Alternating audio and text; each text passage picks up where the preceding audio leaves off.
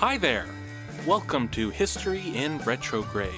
This is the podcast where we use the ancient art of astrology to help us better understand the past. I'm your co-host, Chandler O'Quinn, and joining me live via satellite is my mom. Hi, Mom! Hi, Chandler. How are you? I'm doing very well. Are you ready to begin another grand experiment? Yes, I am ready. All right, let's give it a whirl. Okay, I'm very excited, and I also want to say hello to everyone in the whole world. It's very exciting to have you all listening. Hi to each and every one of you, individually and in groups. Yes, that goes double for me. Hello to everyone across the United States and all over the world. It is it just gets us every time to think about, this is being listened to all over the world. It is very interesting, very fun.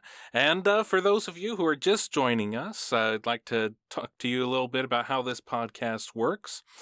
In a moment, I will give the astrological birth data of a random historical figure to my mother. You, the listening audience, already know who this historical figure is. It is in the title of today's episode. I, of course, know who it is because I selected this person, but Mom has no idea who this person could be. I will give her the data necessary to create an astrological birth chart. That is the birth time, location, and date of our mystery history guest. She will then input that into the BAT computer, and out will come the astrological birth chart, where all the planets, moons, and stars were at the moment that person was born. She will then give us a blind initial reading, telling us what she can about the personality traits, characteristics, fortunes of this mystery history guest. I'll then reveal to her whose chart she's been looking at and give a little background about the person, and then we'll discuss how accurate the chart was at predicting what that person did. So without further ado, let's begin. Okay. So this is a male. All right. Born on the 20th Okay. of May. All right. 1908.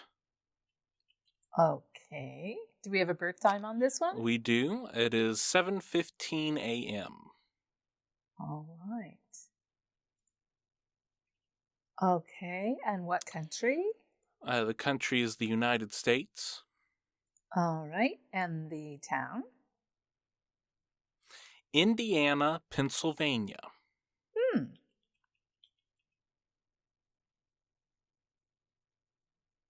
This one. Okay. So to recap, this is a male born on May 20th, 1908 at 7:15 a.m. in Indiana, Pennsylvania in the United States.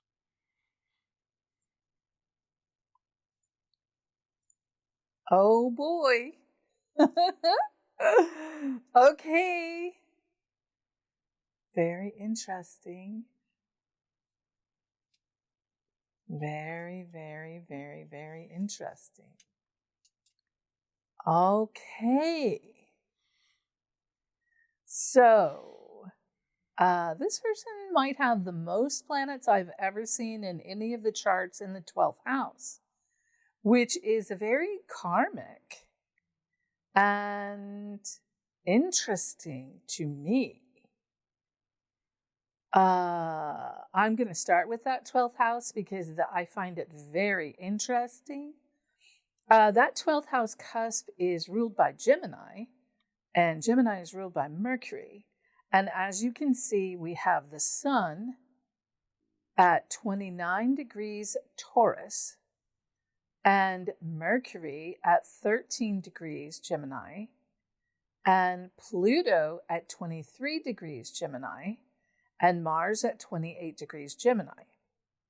So if you have listened to the show for a while, even if you started with no astrology information at all, and you have been listening to the show, then you should know by now that Pluto is a planet that is very powerful, and Mars is your direction, as well as for a male, the Sun is very much a direction for a male, and Mercury is communications. So here we have the Sun at 29 degrees Taurus, and that is that, degree of sorrow, that 29 degrees, but it does fall in this 12th house. So we have Sun and Mercury conjunct Pluto, conjunct Mars, all in Gemini. Sun in Taurus with all the other planets in Gemini. And what we have here is 12th house ruled by Gemini's karma with communications. This person has to somehow communicate, and they have powerful communication, and it is their direction, their ambition to communicate in a very, very powerful way, in a way that could even involve war, because it's Mars, and then Pluto is death and rebirth and power, and then just Mercury in general is communications. That Taurus, the Sun in Taurus, is going to give this some stability, because all of these Gemini planets and these very powerful, all of these planets that are in Gemini are really powerful. So I would assume that this person had a distinct amount of power, and it was inevitable that this person had that kind of power. Okay, so moving to the first house. Now we have the first house cusp is Cancer, 3 degrees Cancer. So with that 3 degrees Cancer, it is still on the cusp of Gemini. So we have a couple of different interesting things because of that. This person does have their North Node, which is their true direction, which is the direction you're supposed to follow. If they were to follow their South Node in this situation, they would end up being much less interested in the leadership aspects of their chart. But I have a feeling that was not a possibility. This person has Venus at 11 degrees Cancer and Neptune at 12 degrees Cancer, which is pretty close to conjunct. I mean, it is conjunct by degree. So I would think that this person having Venus and Neptune in the first house, Venus in the first house, it should make this person very beautiful, very, very handsome, very people would want to be near this person, and this person would exude, I want to say this person would exude love. They should exude some kind of nurturing and love. Am I anywhere near? Am I even close to anything here? Okay. Now also having that Neptune exactly conjunct that Venus, like Venus is at 11 degrees and Neptune is at 12 degrees. This also gives this person kind of a dreamy, because Neptune is illusion and dreams and psychic ability and creativity, and they might be very creative with their appearance, but it does lead them to that sort of dreamlike, dream man situation.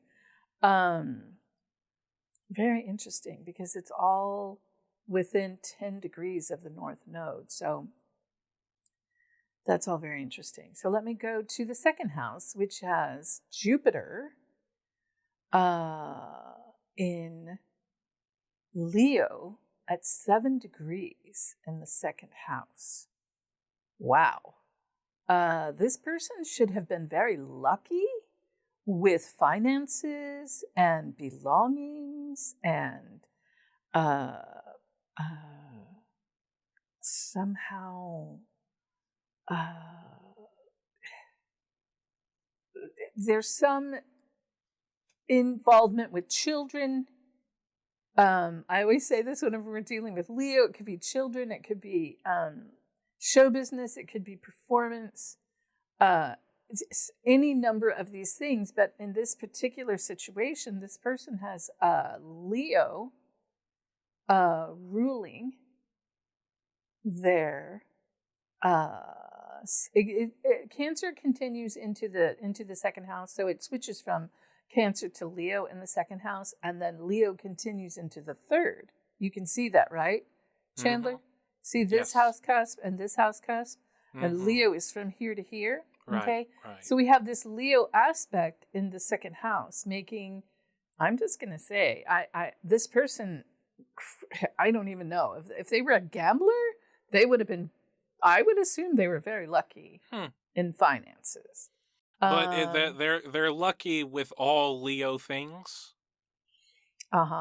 So yes, okay. because they have Jupiter in Leo, so all things Leo, leadership, children, even some aspects of sexuality. But it's second house, so second house is more about belongings and more tangible things. Second house is ruled by Taurus, which is ruled by Venus. It could also be love, but usually second house is more about things. Third house is ruled by Leo, but there's nothing in that house. Fourth house is ruled by Virgo, but there's nothing in there. Fifth house is ruled by Libra. There's nothing in there. And we go into Scorpio in that fifth house as well, just because of the way the houses are laid out in this Placidus chart. And then sixth house is Sagittarius. Now we come around to seventh house, which is ruled by Capricorn. And this person has Uranus at 16 degrees Capricorn. Now, with that Uranus, which is ruled by Aquarius, Uranus rules Aquarius, right? So Uranus has to do with unexpected things, humanitarian things, and this person has it in Capricorn, which is difficult when you have Uranus in Capricorn, because Capricorn's all about control, and Uranus is all about not control, right? So here you have a seventh house cusp. Your seventh house is ruled by Capricorn, but there's some aspect of not being in control there, or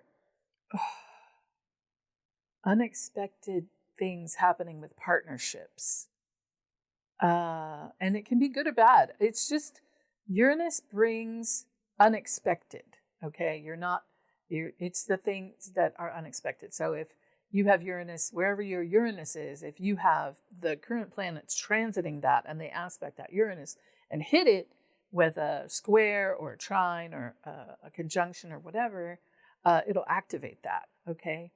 Then we have eighth house, and we have Moon at 25 degrees Capricorn in that eighth house, because that seventh house is so, it's a smaller house with the cusps. You can see that, right? See how that triangle is smaller? It's because of the degrees of the Placidus houses. But now we have Moon and Capricorn in the eighth house. So this person maybe had a very powerful mother, may uh, interact with powerful women. Eighth house is ruled by Scorpio, which is ruled by Pluto, which is sexuality and um, uh, hidden things that are hidden. Like maybe this person didn't know who his mother was, or his mother was very powerful, because Pluto is power, hidden things, sexuality, secrets, also inheritance, and what am I trying to say? Legacies. Okay. So maybe this person's mother was famous or well known. There's something about the mother, because the mother is moon. Okay. Now we go to the ninth house, which is ruled by Aquarius. And we have Chiron there at 23 degrees Aquarius. So somehow, as Chiron is the wounded healer, so somewhere in the early part of this person's life, they could have had some sort of issue with travel or dogma, philosophies, things like this, that have to do with the ninth house, because ninth house is ruled by Sagittarius, and Sagittarius is ruled by Jupiter. So Jupiter is very benevolent and giving, and Sagittarians can tend to be very giving and benevolent. But in this situation, with it being the wounded healer, something triggered this person to be a healer of people. Am I still on track? Yeah, I think so. Okay. Something about that humanitarian aspect of Aquarius. Okay. And of course, I'm looking at all the good aspects, and I tend to look at all the good aspects. I don't ever normally take the time to go into the darker aspects, because that's just how I am. I like to look at the good things. So then we have 10th house, and this person has Saturn in the 10th house. And they have Saturn in Aries in the 10th house. As we know, 10th house is the house of career. And this person has Saturn in the 10th house, which would mean that their career was very important to them. Like they were almost controlled by their career, because Saturn is control. And having Saturn in Aries would, oh boy, your lessons would come from all of those Aries things. So you'd have to mind your temper, and I mean, having Saturn in the 10th house in Aries could make this person a military person. It could make them, it would make them fiery, but some control in that. And their midhaven is in Pisces. So having the midhaven in Pisces also makes them very creative.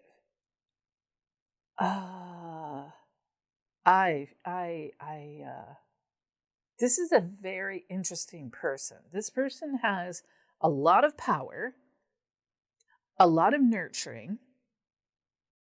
They don't have anything in the 11th house, so this doesn't really have to do with, I don't know, them interacting with huge groups of people, but at the same time, they should have been leading something.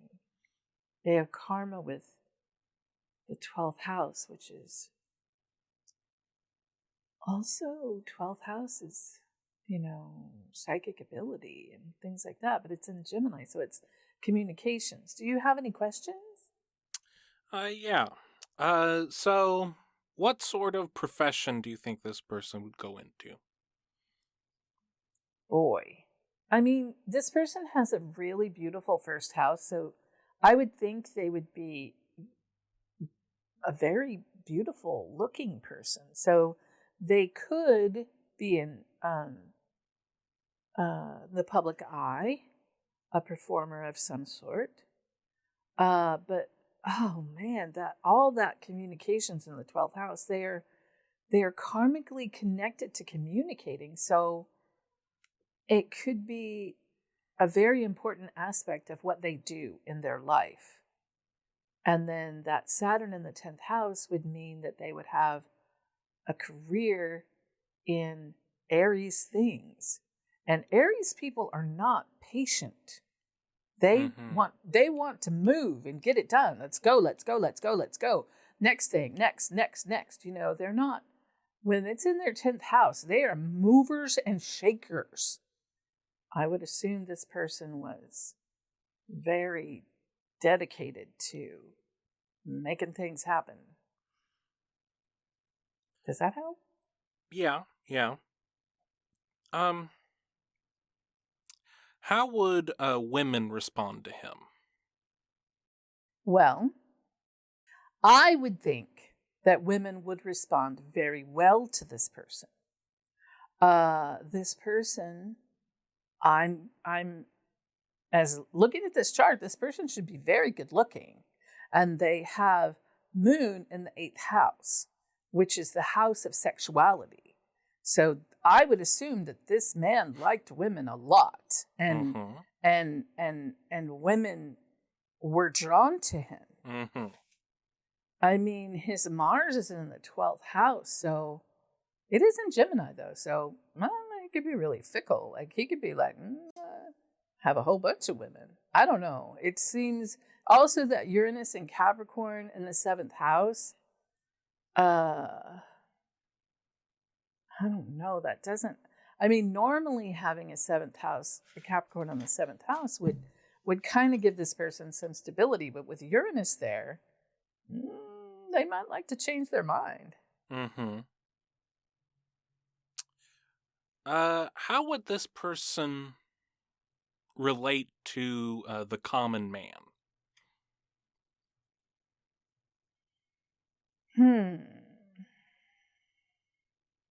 Well, they have Mercury and Gemini in the 12th house. So they should be very, very capable of interacting with everyone in the world. How they relate to them? Are you speaking of common man, like as in poor people, or because this person has very little planets on the lower hemisphere of this chart, so they're very in their head. This person, there's not a lot of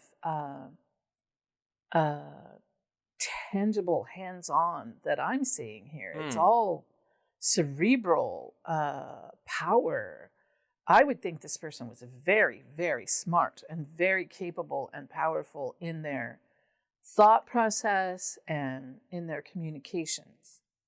But also, I mean, they do have that Cancer on the 1st house, so they should appear nurturing. They should seem nurturing. What role would home and country play in his life? Well, there is nothing in the 4th house, but they have Virgo on the 4th house. So regarding home and country and their community, they should be very committed, as in like they want to work for that. Like they want to do a good job because it's in Virgo. And Virgos always want to do the best job. You know what I mean? Like Virgos take pride in how well they do their work. It's important to them, and how organized they are, and how well they do their job. But that's on the 4th house. That's not 6th house, because 6th house, as far as work is concerned, that is Scorpio and then Sagittarius. So, how would this person do in a team setting? Well, they don't have anything in their 11th house. All their stuff is in the 12th house, but they do have Aries and Taurus on the team. So I would feel like they need to be the leader of the team. I feel like they're not so much one of the guys. This person needs to kind of be in charge. All right. Are there any other things that you can get out of the chart that you haven't talked about already? Well, I just feel that this person is kind of diverse because they have Pisces on their midhaven, which makes them very creative, right, in their career. But they have Saturn in Aries in their 10th house, which makes them need to be in charge and be, let's get this done. This is how we're going to do it. We're just going to go from A to B to C to D. You know what I mean? It's very, and they know how to do that, And then they have this amazing ability to communicate very powerfully, and they should be very attractive to look at, and women should like them. And they do have a humanitarian aspect to them, a need to heal humanity. I that's what I'm seeing here. They are a Mm-hmm. very interesting person. They have the ability to literally lead anything, but at the same time negotiate anything and be creative with it. So it's all very interesting to me. Mm-hmm. Well, I think it is time for us to do our summary of what we found in the chart so far. So the first thing you said was karma with communications, powerful communications, ambition to communicate in a powerful way. Something regarding war, may be able to communicate about war. There's an inevitability with power. He is very handsome. People would want to be near him. He exudes love and could be creative in his appearance. There's a dream-like quality. He's almost a dream man. He is lucky with finances and belongings, and there is a luck with possibly show business, leadership, and sexuality. Unexpected things happening with partnerships. Powerful women play a role in his life. His mother could have been very powerful. Their legacy with powerful women. Something triggered this person to be a humanitarian. The career is very important to him. It could be controlled by his career. There is a temper that he needs to keep in check and could possibly be a military person and have a fiery personality. Could be a performer, is definitely a beautiful person. Women would be drawn to him, but he could be fickle, maybe a playboy. He is very smart, he is nurturing, and can interact with everyone. He wants to work for home and country and do a good job. And in a team setting, he would be drawn to leadership positions. Anything that I left out? No, I think that you did very well. Well, would you like to know whose chart you've been reading? Yes, I would. Well, if our listeners are listening to this on the day that this is published, it will be Christmas Eve. And this is a man who I believe, especially in our household, is absolutely synonymous with Christmas. This is the chart of George Bailey, otherwise known as Jimmy Stewart. Oh, that's wonderful. Oh, that's wonderful. I love Jimmy Stewart. Okay. I can see a lot of things now. Yes. Okay. Yes. Oh, wow. Okay. Yeah. that kind of makes sense to me for Jimmy Stewart because Mm-hmm. he was both. He was very creative and yeah, he does have that kind of interesting look about him. But it's in Cancer, so his rising sign is in Cancer. So yeah, I can see all of that in the communication and Gemini and everything. I'm very interested to see what kind of research you did on this because I do love Jimmy Stewart. James Maitland Stewart was born May 20th, 1908, in Indiana, Pennsylvania. His mother was Elizabeth, father Alexander Stewart. The Stewarts owned a hardware store in Indiana, Pennsylvania, and his father was known throughout the community. He was the character of the community.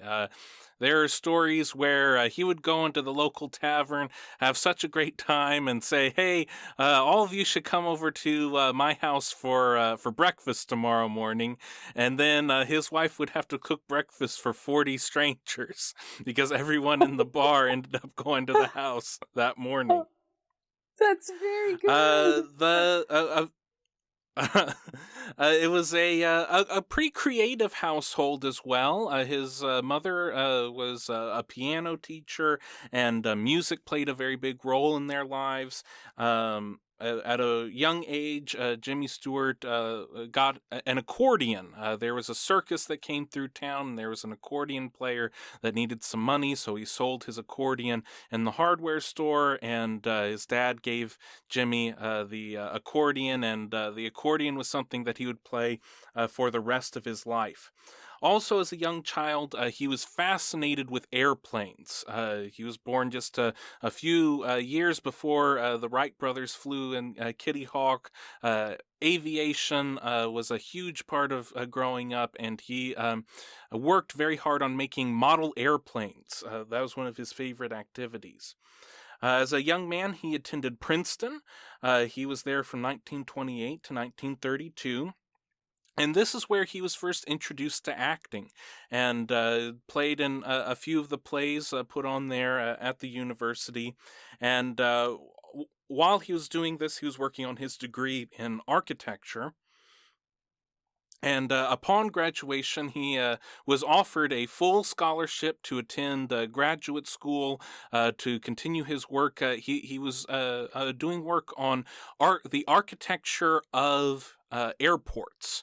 And so he was offered this to go to graduate school or to go into a theater troupe.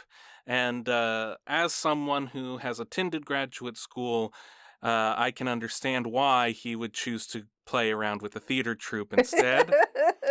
A much less soul crushing job being a theater actor than being a graduate student.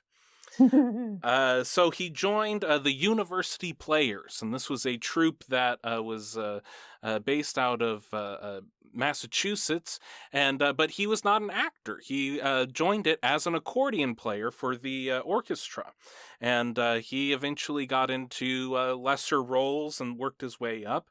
The University Players had a couple of people that he met there that would play a major role in the rest of his life. A woman named Margaret Sullivan, and someone who would end up becoming his best friend, and that was a man named Henry Fonda. They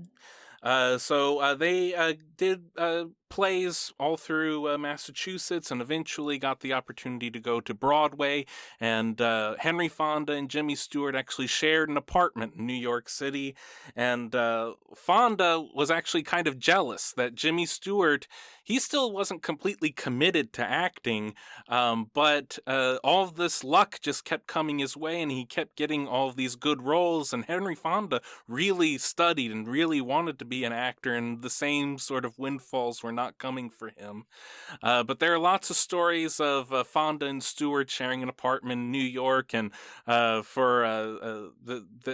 lots of other actors would come by, and Fonda would cook hobo steaks for them, and they would drink beer, and they would talk about the craft of acting. And eventually Stewart kept getting these jobs and Broadway plays, and he got discovered and by a talent scout for MGM, and he was signed to a 7-year contract in 1935. Jimmy Stewart likes to describe this part of his life as he got bit parts in major movies and major parts in bit movies. Uh, and so that characterized a lot of his early career until about 1938. But Stewart and Fonda actually got discovered around the same time, and they were known as the playboys of Hollywood. Stewart and Fonda would double date, and their goal was to have a different movie star for every day of the week. Oh my! When Jimmy Stewart was asked about this, he said, I like dancing, and these girls are very good dancers. His real big break came in 1938 when he met a young director named Frank Capra. Capra made a film with Jimmy Stewart called You Can't Take It With You with Jean Arthur. It's a great romantic comedy. But then the very next year, 1939, this is one that everybody should watch many times in their life. Mr. Smith Goes to Washington.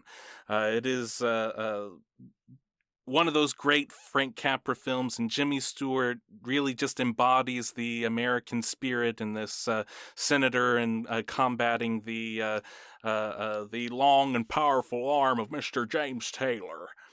And great film. And then the same year, 1939, he made Destry Rides Again, one of his first westerns. He made this with Marlene Dietrich, and Jimmy Stewart and Marlene Dietrich had a very passionate affair during the filming of this. And years and years afterwards, his children would ask Jimmy Stewart, "What was it like being with, working with Marlene Dietrich?" And he would just get very quiet and go, "Oh, Marlena." he was that was a very important, a very lovely romance in his memories. 1940, Katharine Hepburn selected Jimmy Stewart. Going back to our third episode, Katharine Hepburn specifically wanted Jimmy Stewart to play his role in the Philadelphia Story. And for his role in the Philadelphia Story, Jimmy Stewart won the Oscar. And this is actually the only Oscar that he would win in his entire acting career for a specific film. And that happened in 1940. All through this time, his parents were not exactly sure, this wasn't exactly the path that they thought that their young boy would take. But once he won the Academy Award, well, the parents weren't exactly sure how important that was. The dad thought, well, did they give you some sort of plaque or something? It's like, well, it's a little golden statue. And Jimmy Stewart sent the Oscar to his father, and his father displayed it in the front window of the hardware store. And it stayed there for 20 years. Oh, that's so good. The next major chapter in Jimmy Stewart's life, and really the whole world's life, happened next year in 1941. This is when World War II is ramping up in the United States. Jimmy Stewart signed up for military service in March of 1941. Pearl Harbor happened in December of that year. So before the United States had even entered the war, Jimmy Stewart wanted to make sure that he was serving his country and serving the cause of liberty around the world, and was inducted into the Army Air Corps. He already had over 400 hours of flying experience before entering the military. Now, a lot of Hollywood stars entered the military during World War II, but what really sets Jimmy Stewart apart is that he was actually involved in combat missions.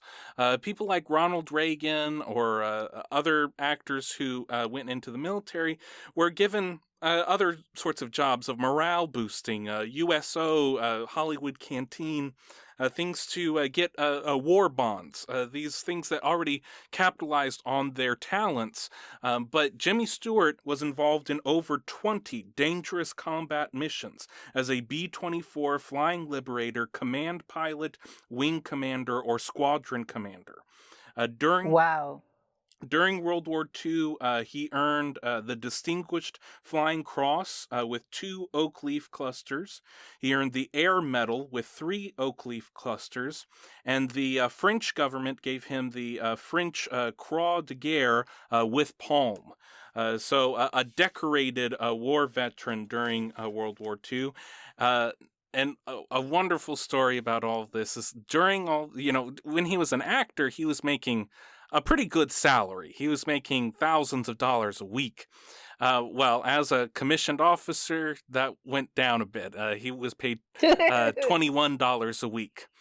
Oh Out of no. those $21, every week he made sure to send $2.10 to his agent, so that the agent That's continued getting great. 10%. That is great.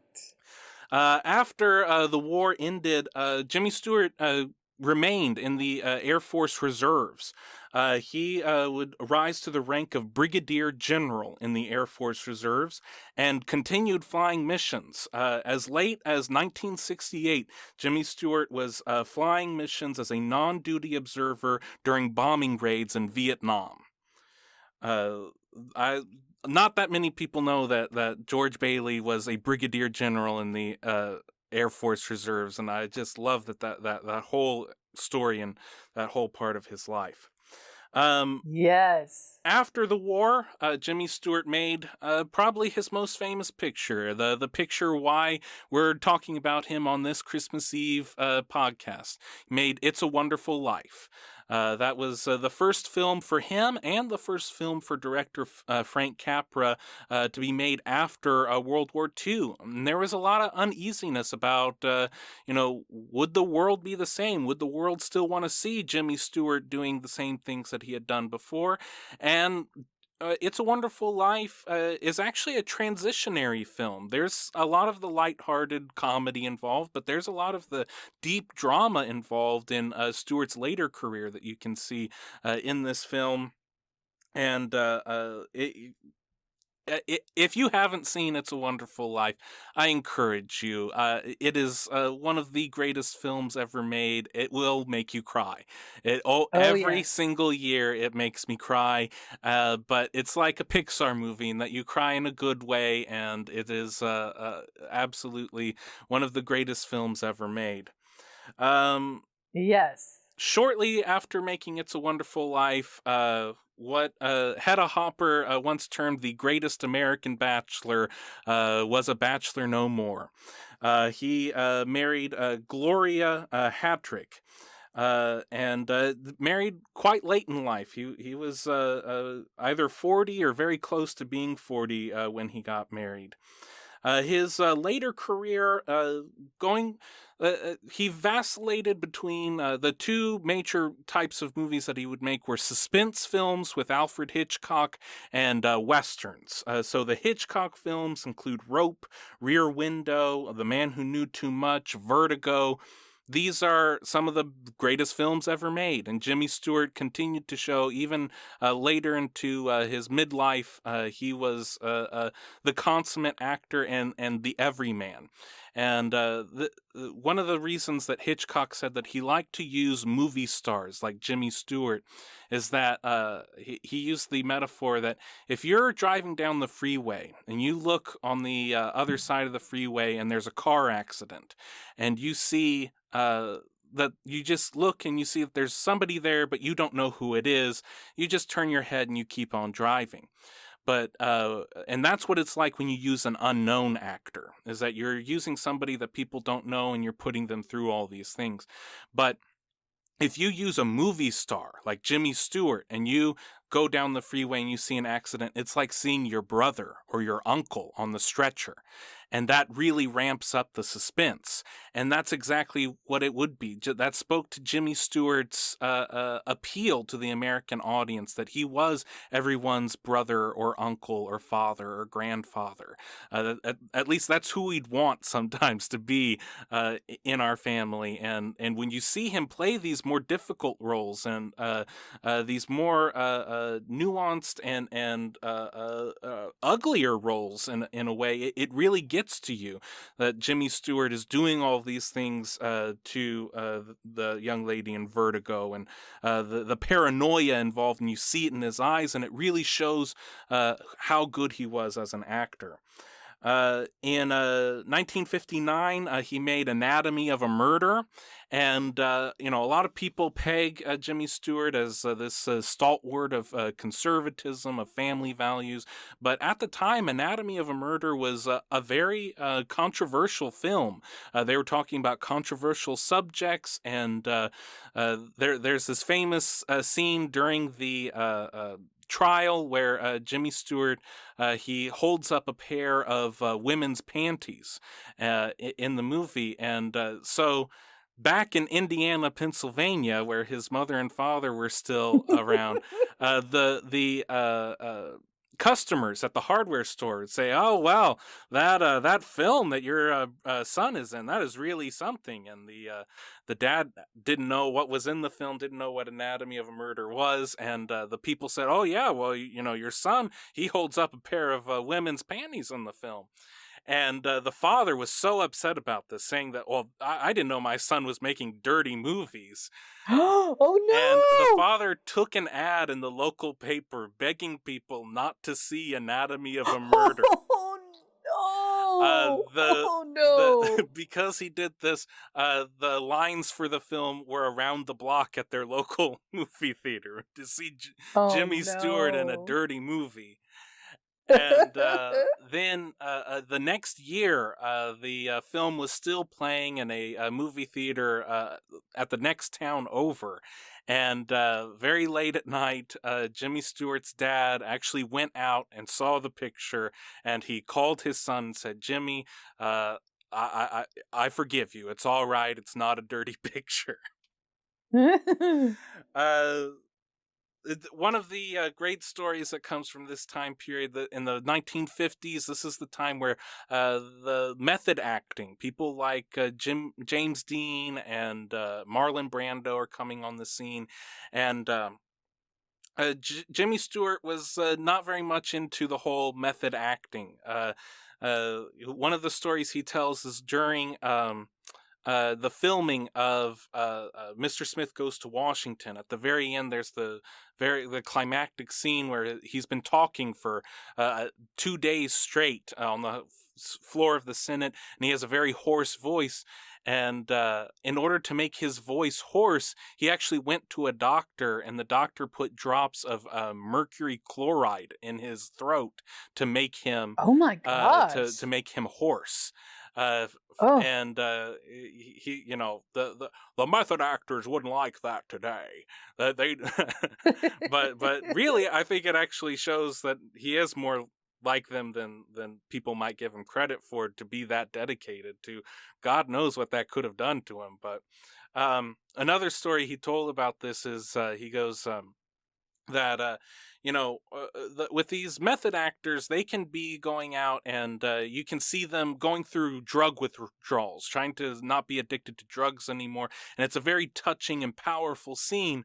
But then you see these people a few scenes later, and you see them pick up the mail, and you don't believe that they're picking up the mail because it's not connecting with the audience. And Jimmy Stewart's philosophy was, I would much rather be the guy that people believe that I'm picking up the mail because I'm so much like them that they can relate to me that much more. And that was very an important philosophy in his acting style. The other aspect of this of his later career was westerns. Westerns played a big role in his later career. One of the first westerns he made was Winchester 73 after the war. And there's this story where they had all the horse trainers there, and Jimmy Stewart needed a horse for the film, and the horse trainer is like, well, here's the 4 that you can choose from. And Jimmy Stewart looks around the corner of a building, and he sees a horse over there, and he goes, oh, well, what's the story with that horse? And the horse trainer goes, well, that's my horse. I don't let anybody ride that horse. In fact, that horse is dangerous for other people to ride. I'm the only one who knows how to ride him. And Jimmy Stewart walks right up to that horse and gets right on top of it, and decides that that's the horse that he wants to ride. And the horse trainer goes, okay, you are the only other person I will ever let ride this horse. That horse's name was Pie, and Jimmy Stewart rode that horse for the next 20 years. In every single Western he did, he rode the same horse, and that was Pie. And and the Westerns that he and Pie were in include Winchester 73, Broken Arrow, How the West Was Won, The Man Who Shot Liberty Valance, one of the greatest films of all time, and The Shootist, which was John Wayne's last film. Going into the 1970s and 80s, Jimmy Stewart was becoming an older man. The roles were getting fewer and farther between. Still doing some things on television and doing a few movies and doing a few plays. One of the things he did was he wrote a book of poetry. And if you ever have the chance, I encourage you all to go to YouTube and see Jimmy Stewart read his poem that he wrote about his dog on The Tonight Show with Johnny Carson. Just like It's a Wonderful Life, it will make you cry every time when he Oh. reads the poem that he wrote to his dog, Blue. Um, uh, as age happens, all of your friends start to go away, and that started happening to Jimmy in particular. In 1982, Henry Fonda had a very long battle with illness and would die in 1982. Nearly every day of that illness, Jimmy Stewart would go to Henry Fonda's house, and they would talk about the old times. They used to love making model airplanes together, and all throughout this whole time, they had this great friendship. And even though they were of vastly different political opinions, they put that aside for their friendship. And when Henry Fonda died in 1982, that was a major blow to Jimmy Stewart. His wife, Gloria, died in 1994, and they had been married 45 years. Wow. For this man who was one of the, Hedda Hopper herself said he was the greatest American bachelor, had been with Rita Hayworth and Marlena Dietrich and Jean Arthur and Ginger Rogers. He settled down, and he found the one love of his life and was with her for nearly half a century. And then Jimmy Stewart himself passed away in 1997 at the age of 89. Jimmy Stewart, one of the greatest actors, one of the greatest Americans, I would say, of the 20th century. And I hope that, I know on this day that you're hearing this, I will be watching It's a Wonderful Life with my mom and my family, and watch how great of a performer he is all over again. And I will cry at the end, as I do every time, and absolutely love the man. And I think that this chart here truly bears out who Jimmy Stewart was. I agree, Chandler. That's beautiful. All that information about Jimmy Stewart is just wonderful. The research that you've done and all of the quips and the stories, it's really lovely. And I've always loved Jimmy Stewart. And I'm not even from that era. When I started watching Jimmy Stewart, I was watching old movies of Jimmy Stewart, just like you're watching old movies of Jimmy Stewart. But it was really important to me when you were little to show you It's a Wonderful Life and make sure that you knew what it was. And now that I know that this is Jimmy Stewart who we're working with, I can see that there are more aspects that make more sense in who he was and how he lived his life. For instance, the military aspect of his career, it's right there. But the communication and the way that he deals with people is very Taurian, He did want to interact with people on a very earthy level, and that is very Taurus and very Venus and very loving and very nice with his leadership. And also getting married late in life with that Capricorn on the 7th house, that makes sense because a person who has Capricorn aspects, for instance, if a man has Venus in Capricorn, he would actually like an older woman, you know? So in this situation, he doesn't have Venus in Capricorn. He has Moon in Capricorn in the 8th house. So clearly he did like women a lot. And he did, have a lot of dates with a lot of women who like to dance. And but that North Node and Venus and Neptune in the 1st house very much does describe how Jimmy Stewart looked, because he isn't your average handsome leading man like Tony Curtis or even Henry Fonda. He has a unique look about him, which is that Neptune, but also it's all in Cancer. So it does make him very, easy, and it makes his personality seem nurturing to you. Like and a lot of the characters that I see him play, he's nurturing something, Yeah. When you were saying that earlier about the dreamlike quality, it reminded me of Carol Burnett's autobiography, where she talks about being a little girl and seeing Jimmy Stewart on the big screen, and there was this man who was huger than life, and she said that was the most beautiful looking man that she had ever seen in her whole life. Yes, absolutely. And it wasn't just because of the way he looked, it was the way he makes you feel. Yeah, that's all true. I love him. Is there anything else that you'd like to add that makes sense now, because you know who it is? Right. I think that all of that 12th house communications and power and direction, all in Gemini, does make a lot of sense, because his career was all in the flickers, It was the airwaves and through the medium of film, and television, which is a very interesting communication device. And he definitely had a very long range career. So it does make sense. On our scale of right on the money to way out in outer space, I think this is another one right on the money. Well, thank you, Chandler. That's very good. And I'm very excited that when this comes out today, that you will be with me in person and we can actually watch It's a Wonderful Life, because I miss you. Yes, that's right. That concludes this episode of History in Retrograde. We'd like to thank you so much for listening. And if you like, you can reach out, follow us on socials. We are at History in Retrograde at Facebook. We are at History in Retrograde at gmail.com, at Retrograde Podcast on Instagram. And if you really, really like us, we do have a link posted to our PayPal account. If you'd like to slip in a few dollars, that would be very appreciated by us, and would help us in getting better quality equipment, producing a better show, and growing our audience. And as always, in conclusion, as long as your houses are in order and the stars are aligned, everything will be just fine.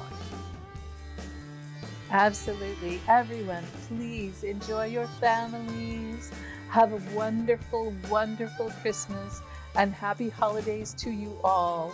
We just love you so much, and we're so appreciative of you being here and listening to the show.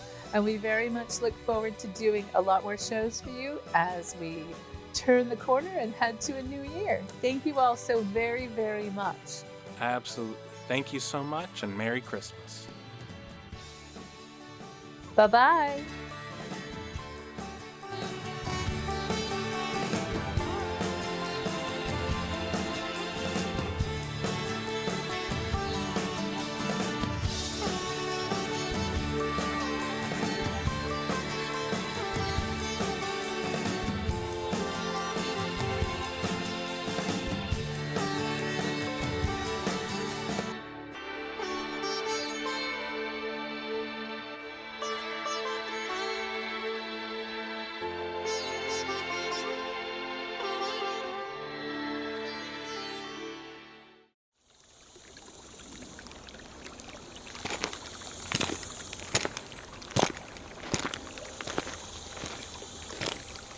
Salal Creek Studio.